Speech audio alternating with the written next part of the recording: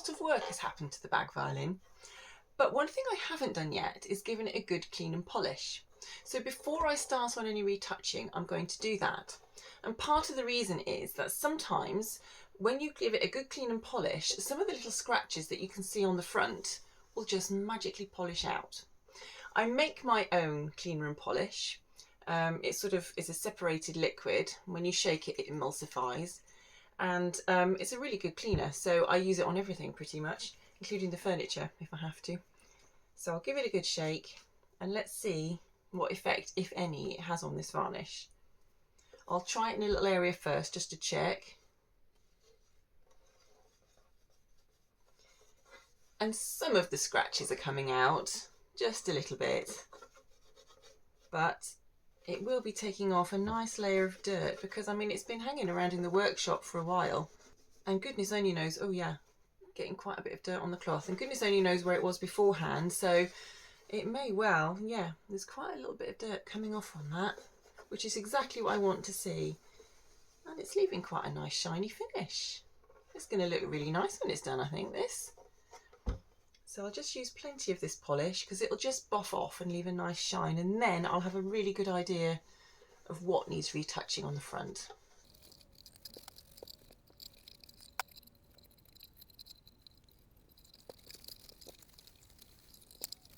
There, that's come up surprisingly nicely. Look at the shine on that. Looks nice.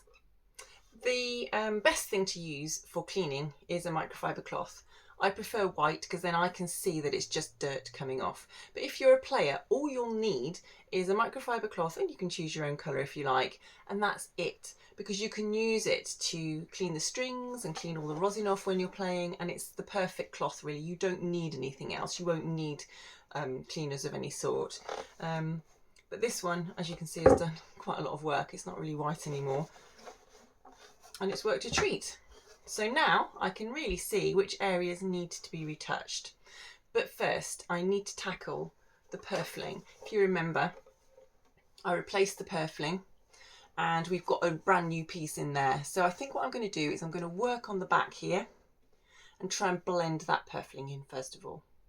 So to disguise this purfling here, I'm going to need to make the black lines around the edge thicker to blend in with what we already have.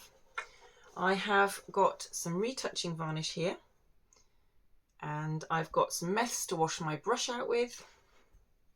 I've also got some clear meths, which is what I'm also going to add into the colours, and I've got my retouching pigments.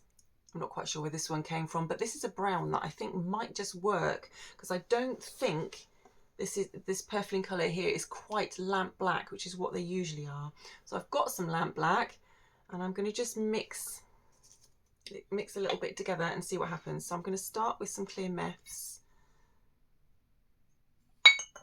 I'm going to add a little bit of retouching varnish to it.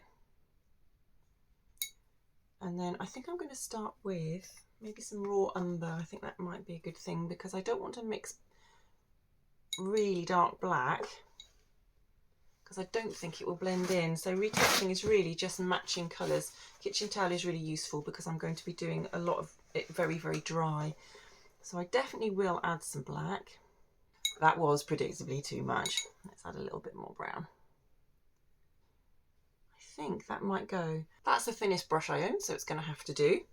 Let's see what this colour looks like. So I'll load it up, take off the excess, and let's have a go. So what I'm gradually doing is just thinning down this white middle layer really. And it's all really trial and error just to find the right colours. So this is going to take me some time, and I'll show you the results when I've faffed around with the colours enough. So what I ended up doing was to darken the middle layer of the purfling and then really get a lot of colour on the outside edges, and it does seem to have hidden that brand new purfling there. So the next job is to get some just clear retouching varnish on top just to seal those colours in and make sure that they don't come off. I mean, they wouldn't really anyway, but I want to make sure they're all sealed into a new coat of varnish. Before I started this retouching, I'd also sealed the varnish filler in with the with the retouching varnish here. And it's just a really good layer to finish off with and get the reflection right of the original varnish. So I'll just paint that on there. And I think that's blended in pretty well. So another coat of that, and then I've got another couple of areas to sort as well. I've got the one on the bottom here and the one on the front, if you remember, where I replaced the purfling. And then I guess the next job is going to be doing the retouching on the coloured surface. And there you have it. That's all the new purfling, looking much more disguised, blended in with the old stuff, and hopefully not standing out too much.